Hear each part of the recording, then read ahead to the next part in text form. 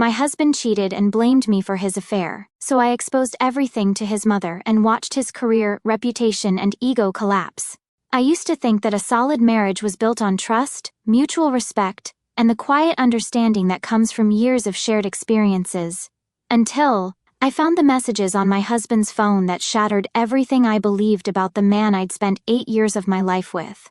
My name is Natalie Cooper, I'm 33 years old, and I work as an assistant marketing director at a mid-sized communications firm in our town.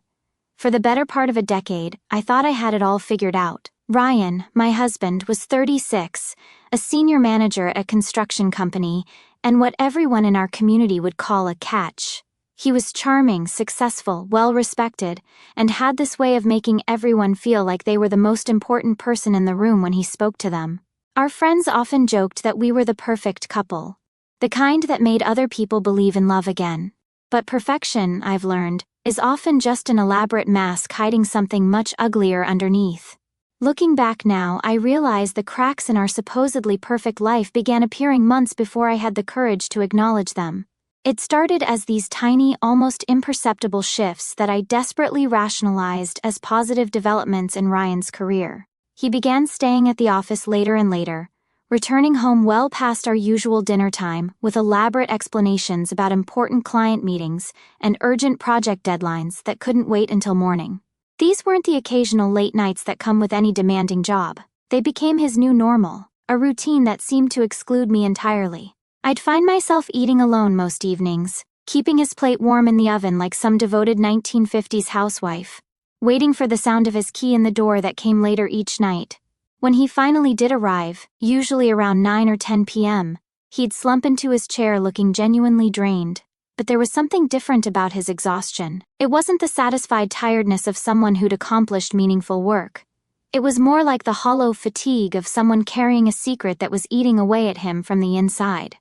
What really unsettled me, though, was his sudden, almost obsessive relationship with his phone.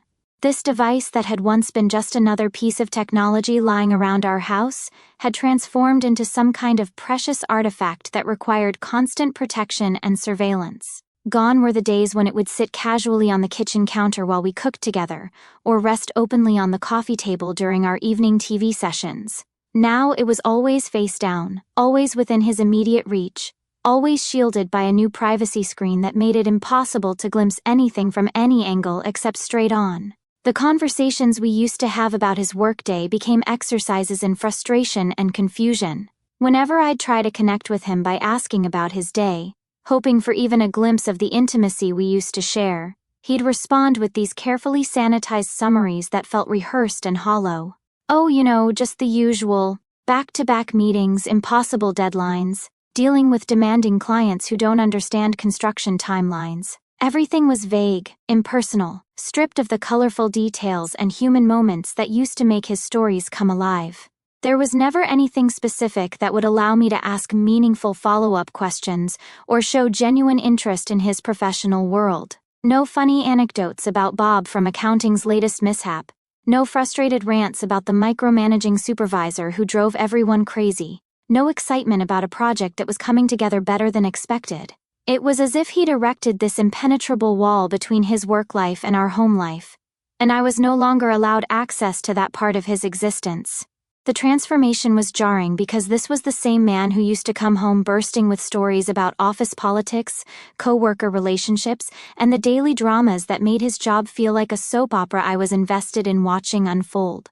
Now, attempting conversation with him felt like trying to have a meaningful discussion with a pleasant but distant acquaintance who happened to sleep in my bed. I kept making excuses for this dramatic personality shift, desperately trying to rationalize what felt increasingly wrong. Ryan had always been driven and career-focused. Maybe this newfound discretion was simply the mature professionalism that came with increased responsibility and higher stakes. Maybe I was being the stereotypical needy wife who couldn't appreciate her husband's professional growth and success. Perhaps I was so accustomed to being included in every aspect of his life that I couldn't handle the natural boundaries that came with executive-level positions. But despite all my attempts at logical explanation, there was this persistent unease gnawing at me from the inside, a constant low-grade anxiety that felt like emotional background noise I couldn't turn off.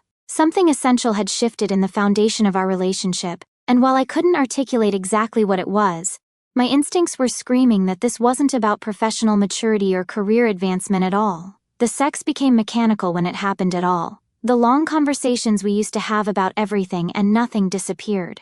Even when we were in the same room, it felt like he was somewhere else entirely, like his body was present, but his mind was occupied with secrets I wasn't allowed to access. Then came the night that changed everything. Ryan had fallen asleep on the couch while watching television, and his phone kept buzzing with notifications. The sound was driving me crazy, so I reached over to put it on silent mode. That's when I saw her name on the lock screen. Sarah. Not Sarah from accounting who was 50-something and married with 3 kids, but Sarah with a little heart emoji next to her name. Sarah, who had sent a message at 11:47 p.m. that started with "missing you already." My hands were shaking as I looked at Ryan, still fast asleep, his face peaceful and innocent in the blue glow of the television. I knew I shouldn't, but I also knew I had to. I gently lifted his thumb to the fingerprint scanner, and his phone unlocked like it was inviting me to discover the truth I'd been too afraid to look for. What I found was a complete alternate reality. Months of messages between Ryan and Sarah Mitchell, a 26-year-old project coordinator at his company. It wasn't just an affair, it was a full-blown emotional and physical relationship complete with inside jokes, pet names, photos I never want to think about again, and detailed plans for a future that didn't include me. They talked about how boring I was, how I didn't understand Ryan the way she did, how I was holding him back from being his authentic self. But the message that broke something inside me was from 3 days earlier. "She's getting suspicious, but don't worry, I'll handle Nat. She's always been too emotional anyway. Once I figure out the cleanest way to end things, we can stop sneaking around." I sat there in my living room, looking at my husband sleeping peacefully after spending months planning my emotional destruction, and I felt something I'd never experienced before. It wasn't just heartbreak or anger, it was a cold, clear fury that made everything suddenly make perfect sense. All those late nights, all those deflected conversations, all those times he'd made me feel like I was being unreasonable for wanting basic attention from my own husband. The next morning, I didn't say anything. I made coffee, I kissed him goodbye, I went to work like it was any other day. But I spent my lunch break printing out screenshots of every single message, every photo, every piece of evidence of their relationship. I organized it all in a neat folder, like I was preparing a presentation for work. When Ryan came home that evening, I was sitting at our kitchen table with the folder in front of me. "We need to talk," I said, and something in my voice must have warned him because his face went immediately pale. I slid the folder across the table to him, and watched as he opened it. I watched his face cycle through surprise, panic, and then, incredibly, annoyance. "Natalie, I can explain." "Explain what, exactly? Explain how you've been having an affair for 6 months? Explain how you've been planning to leave me? Explain how you told another woman that I'm too emotional and boring?" He had the audacity to look frustrated. "This is exactly what I mean. You're making this into something bigger than it is. Sarah and we just connected on a professional level, and things got a little out of hand. But it doesn't mean anything. It doesn't change how I feel about you." I stared at him, genuinely speechless. This man, who had been caught red-handed in the most intimate betrayal possible, was trying to minimize it. He was trying to make me feel like I was overreacting to his systematic deception and emotional abuse. "Are you seriously going to sit there and tell me that 6 months of telling another woman you love her doesn't mean anything? You're being dramatic, Nat. This is why we have problems. You always blow everything out of proportion. People make mistakes. Successful marriages are about forgiveness and moving past these kinds of bumps in the road." Bumps in the road? He called destroying our marriage a bump in the road. So what you're telling me is that this is somehow my fault? That I should apologize for being hurt by your affair? I'm not saying it's your fault. I'm saying you're not handling this maturely.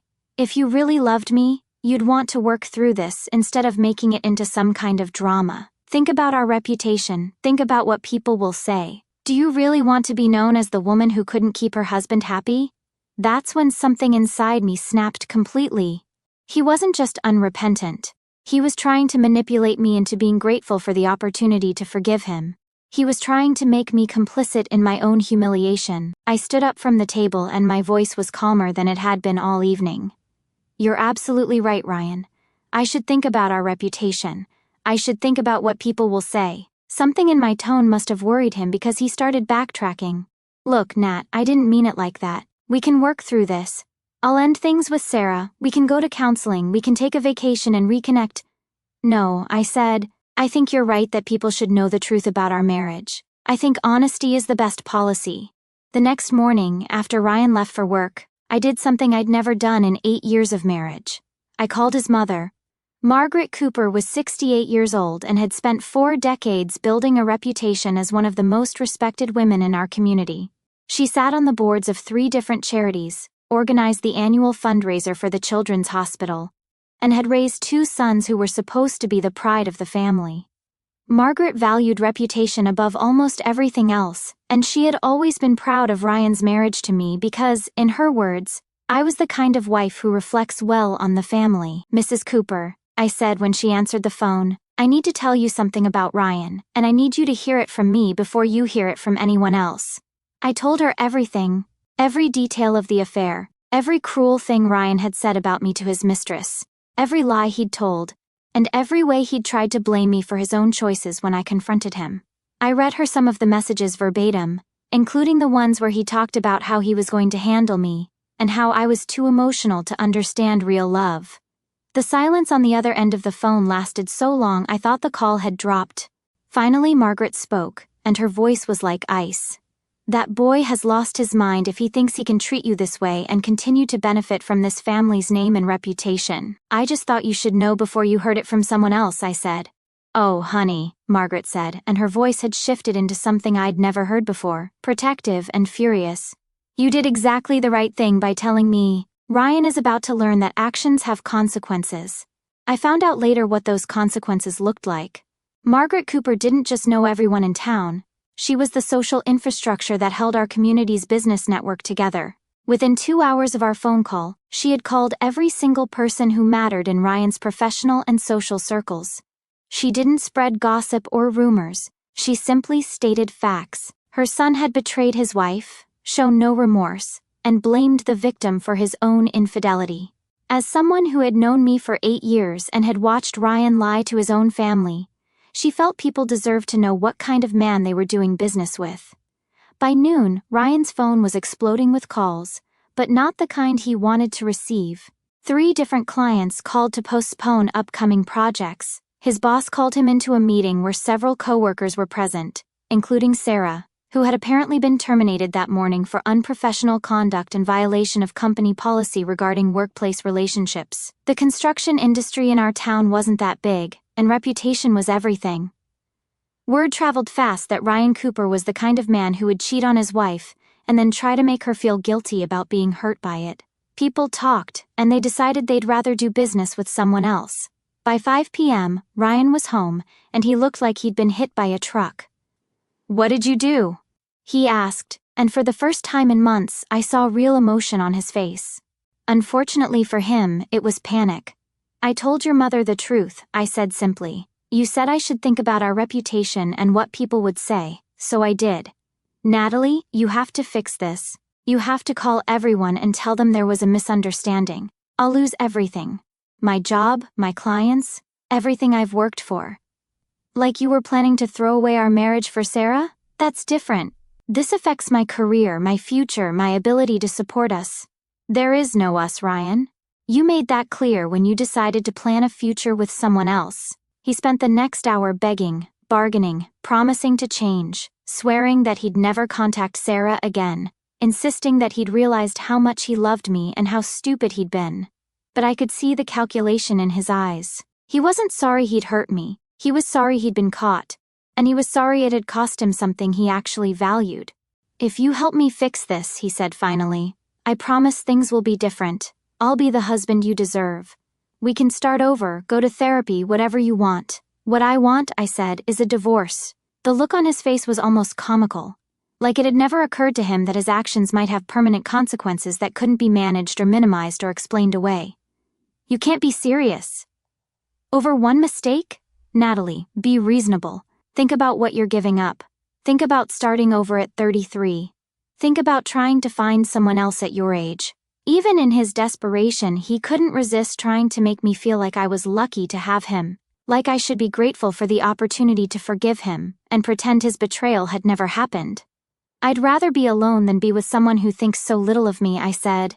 The divorce took 6 months to finalize, and in that time, I watched Ryan's carefully constructed life continue to unravel. The word had spread throughout the business community, and no one wanted to work with a man who had so spectacularly demonstrated his lack of integrity. Sarah had moved to another state after being fired, and their great love affair had apparently not survived the reality of actual consequences. Meanwhile, something unexpected happened to me. Without the constant drain of trying to fix a marriage that had been broken by someone who didn't want it to be whole, I found energy I'd forgotten I had.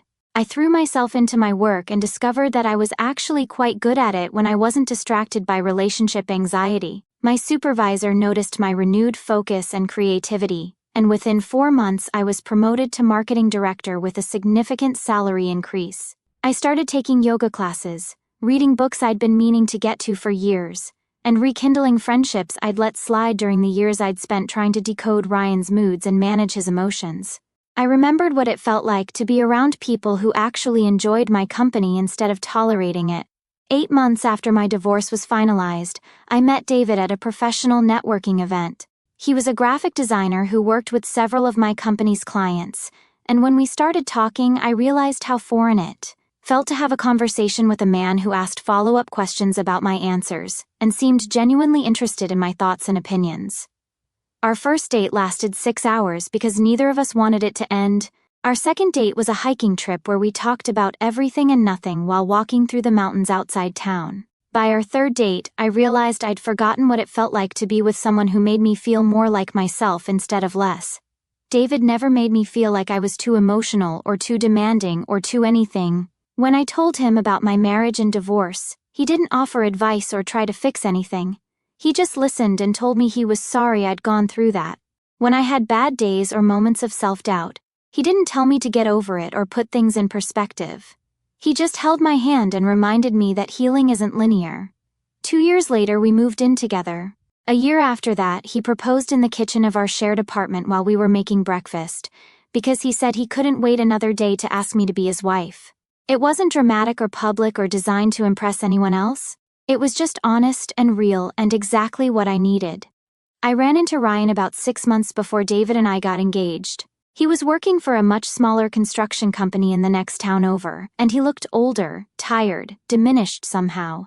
He asked if we could talk, and against my better judgment, I agreed to have coffee with him. I know I messed up, he said, but losing you was the biggest mistake of my life. I think about you every day. I think about what we could have been if I hadn't been so stupid. I looked at this man who had once made me feel like I was difficult to love, and I felt nothing but a mild sadness for the years I'd wasted trying to earn something that should have been freely given. Ryan, I said, I hope you find happiness. I really do. But what we had wasn't something to mourn. It was something I needed to survive. He tried to argue, tried to convince me that we'd had something special that I was throwing away, but I could see that he still didn't understand. He still thought our marriage had been good for me, that I'd lost something valuable when I lost him. He couldn't see that I'd gained myself back. I'm 37 now, and in 2 months, David and I will celebrate our 2nd wedding anniversary. We're talking about starting a family, buying a house with a big backyard, planning the kind of future that includes dreams neither of us has to hide from the other. Sometimes I think about the woman I was when I was married to Ryan, always walking on eggshells, always wondering what I'd done wrong, always trying to be smaller and quieter and less demanding so he wouldn't have reasons to pull away from me. I think about how I used to apologize for having feelings and needs, how I used to believe that love meant accepting whatever scraps of attention and affection someone was willing to give me.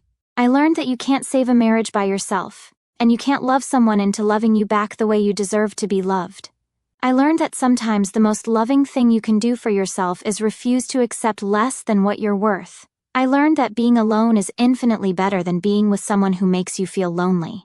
Most importantly, I learned that I was never the problem in my first marriage. I wasn't too emotional or too demanding or too difficult to love.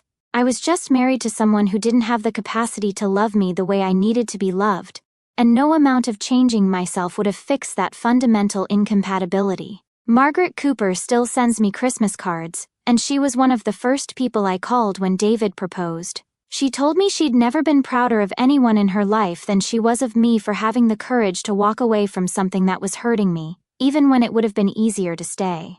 Some people, she said, spend their whole lives accepting crumbs and calling it a feast. You refused to settle for crumbs, and now look what you have. She was right. I have a marriage built on respect and genuine affection. I have a partner who thinks my emotional intelligence is a strength, not a weakness. I have a career I'm passionate about, and friends who celebrate my successes instead of minimizing them. I have a life that feels like it belongs to me instead of like something I'm borrowing from someone else's vision of who I should be. I don't know what happened to Sarah, and I don't particularly care. I hope she learned something from the experience. But her choices and consequences are her own to manage. As for Ryan, I heard through mutual acquaintances that he eventually remarried.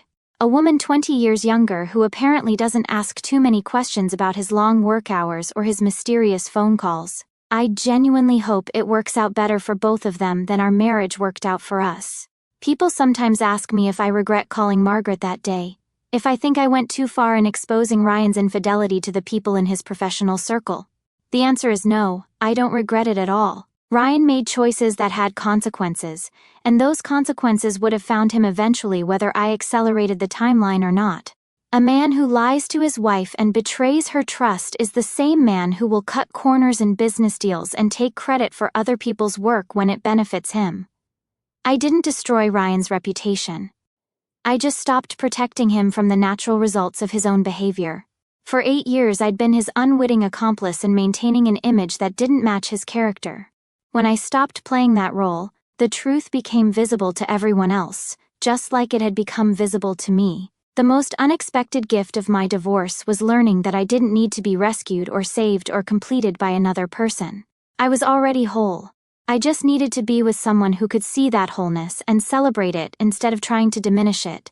David didn't save me from my loneliness or my insecurities or my past mistakes. He just created a safe space where I could save myself. I used to think that a good marriage required constant work and sacrifice, and the willingness to overlook major character flaws in the name of commitment. Now I know that a good marriage is actually quite easy. It's the natural result of two people who genuinely like and respect each other choosing to build a life together. The hard work isn't in the marriage itself, it's in becoming the kind of person who's capable of that level of partnership. If I could go back and talk to the woman I was 10 years ago, the woman who was so afraid of being abandoned that she accepted abandonment in the form of emotional neglect and infidelity, I would tell her this: you are not asking for too much when you ask to be loved completely and honestly. You are not being unreasonable when you expect fidelity and respect from your spouse. You are not responsible for managing other people's emotions or protecting them from the consequences of their choices. I would tell her that the right person will not make you feel like you're too much or too little or too anything. The right person will make you feel like you're exactly enough, exactly as you are, in this moment, and in all the moments to come. Most of all, I would tell her that she doesn't need to be afraid of being alone, because she'll never be as lonely as she is in a relationship with someone who doesn't truly see her or value her, or want to know the depths of who she is. I'm not afraid of being abandoned anymore, because I've learned the difference between being left and choosing to leave. I've learned that sometimes the most powerful thing you can do is stop trying to make someone want to stay and start honoring your own need to go. And in the end, that's exactly what I did. I stopped begging for love from someone who had already decided I wasn't worth it, and I opened my heart to someone who had been looking for exactly what I had to offer all along. The woman I am now wouldn't recognize the woman I used to be, and that's exactly as it should be. Growth isn't just about adding new things to your life. Sometimes it's about subtracting the things that were never meant to stay.